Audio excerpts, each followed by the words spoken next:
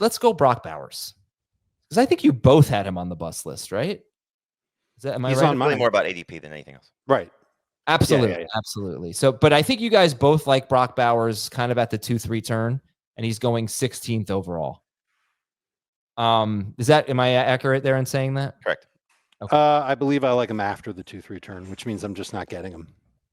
But what are you, like 26th or something on him? Yeah. It's close enough. Okay. 27. Okay. All right. Well, go ahead. You guys tell me why. Dave, 1 minute for you, 1 minute for Jamey. Go ahead. They added Ashton Genty in the draft. This is a team that was top 5 in pass attempts last year. So there were huge opportunities for Bowers to get a ton of targets. And he did very well with them. It was over 8 targets per game. I see that number coming down. I think Genty's going to take a lot of touchdown opportunities away from everybody. Not to mention he's going to catch the ball. Genty will out of the backfield. And this is going to be a run-centric offense. It isn't about one of their rookie wide receivers. It's not about Jacoby Myers. They do get an upgrade at quarterback in Geno. There's no doubt that that's going to help. And it's not like Brock Bowers is going to totally suck. But I think if you're drafting him in the same range where you could get a top-tier player at running back or wide receiver, I think you're making a mistake for a guy who averaged it was like just over 15 PPR points per game last year. I get it. You want to have an advantage at tight end. Just because you want to have that advantage at tight end doesn't mean you should mess up your draft and take somebody sooner than you should to get it. Jamey, your case is for Bowers as a bust if he's going 16th overall. It's basically the same thing. I mean, you're just looking at a player that is elite, and I hope he will continue to be elite. But I just see the targets coming down, and I think we're going to see probably something of a similar touchdown production from a touchdown perspective in the same range. So first off, if you're taking a tight end early, I prefer McBride. He's my number 1 tight end. So I would rather take him ahead of Bowers in PPR and half PPR. But it's really just about the cost. I think and I'll go back to something to just continue to say what you said. And I know I sort of phrased it the wrong way. So correct me if I'm going to say it wrong again. But it was when we were talking about Kittle and where Kittle's production was last year to be the number 1 tight end from a points per game perspective. And you said, if you're expecting those two guys to be that much better than Kittle, then they need to take a bigger leap than that. And I just don't think that they're going to. They need to be, I think what I said or what I wanted to say was that they need to be like Kelsey. All 3 of them well, I don't know about that, but all 3 of them finished. All 3 of them scored about 15 and a half. Just shy of 16 points per game. Yeah. Right. None of them were 16 a game. They all, if you're drafting Bowers and McBride in the second round, they need to do better than they did last year. Correct. And I don't think they're going to be significantly better.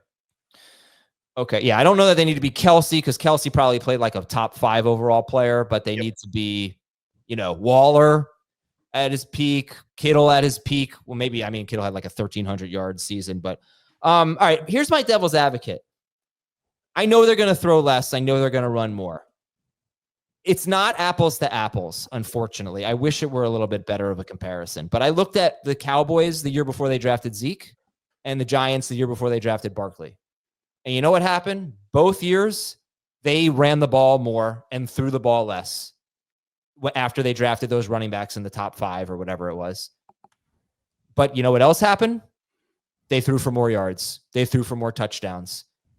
I know that the targets might come down, but they're going to be a better offense because of Ashton Genty. Totally agree. So I think that will help make up for it. Again, it's not apples to apples. It's like the Giants, Odell Beckham played 4 games the year before they drafted Barkley, and then he was healthy the year they drafted Barkley, or he played like 12 games. The year that the Cowboys drafted Zeke, I think they drafted Prescott that year, or that was at least the first year that he played. They both played, their first year, Zeke and Dak. The year before that, it was like Matt Castle was their leading passer. So again, it's not apples to apples, but Genty's just going to make them better. I hate the fact that Bowers and Kyle Pitts averaged basically the same yards per route run as rookies. And we've seen what happened to Kyle Pitts' career. But Bowers just feels different. He's so damn good. And he is going to dominate targets for them, even if it's more like 140. This isn't for me about not drafting Bowers. Like, sometimes you call a player a bust and you say don't draft him. There are 2 players that I'm going to continue to say are bust candidates based on where their average draft position is. It's Brock Bowers and Lamar Jackson. Jackson, in our ADP, at least last time I looked, is going almost 10 spots ahead of Josh Allen. Like, I don't understand that. If you like those guys in somewhat of a similar range, which most people do, like, why would you not be drafting them close to each other? I think Jackson's better, but I would still rather have Josh Allen 10 picks later if that's the case of what I'm getting. And then you factor in the sliding scale. And the same thing goes for Bowers. Like taking him in round 2 just feels a little bit too close to what you're asking him to produce at. Whereas, again, I like another tight end better, and I think Kittle's going to be right there with those guys also, and you're getting him late round 3 or in some cases round 4. So I think you're just paying too much of a premium for those two players in particular. So it's really just about the ADP more so than the player, the situation, all those things. I do think the Raiders' offense is going to be better, clearly. You bring in everything, it should be better. Backfield by far better. Quarterback play better, and then everything from a sliding scale from that perspective. So hopefully Bowers doesn't lose too much, but he is going to lose a little bit. I mean, he's not going to get as many opportunities. And so can he score more? Hopefully. Can he catch the ball at the same rate? Hopefully. I mean, look, when you have this level of production, it's why everybody was so pissed about Kyle Pitts. You thought, okay, 1,000-yard rookie season, most receiving yards ever for a tight end in his rookie campaign. It seemed like a layup, and it wasn't. And hopefully the same thing. Hopefully that does not happen with Brock Bowers in year 2. I believe an injury was also part of the reason why Pitts took a step back his second year. Here are some names that are being taken after Bowers in our ADP. You tell me if you would take these guys or Bowers. Drake London. AJ Brown. Derrick Henry. Josh Jacobs. Bowers. Ladd McConkey. Bowers. Jonathan Taylor. Bowers. Kyron Williams. Bowers. But do you know why? Do you know T. why? Higgins. Bowers. But here's the other part of this.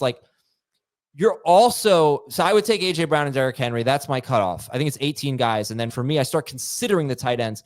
And I do think my strategy changes a lot in a 2-receiver league versus a 3-receiver league. In a 2-receiver league, I really want to stand out at tight end.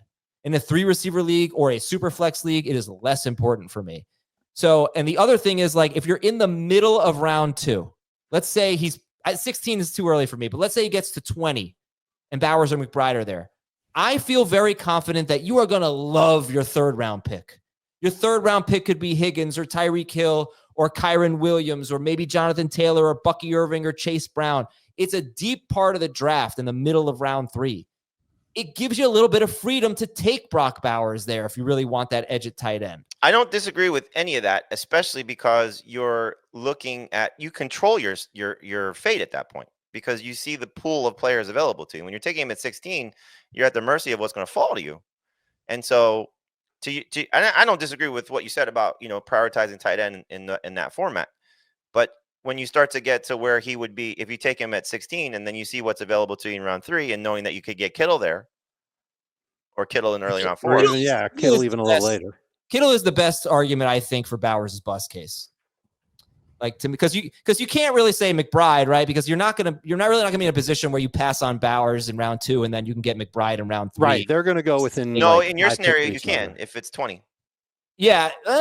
Then he'd have to make it to 28 or something like that. But if they're both available and you're at 23rd or 22nd overall, you have a chance. But in most cases, you're not going to be able to pass on Bowers to get McBride. You are going to be able to pass on Bowers to get Kittle, though. That's the best case I think that you guys have made as the Bowers being drafted too early. Sure. Of course, there's also the idea that you're going to be able to get a really great player in round 2 and get one of those great players that you're talking about. Because you're right, you're going to love your round 3 pick no matter what you do in round 2.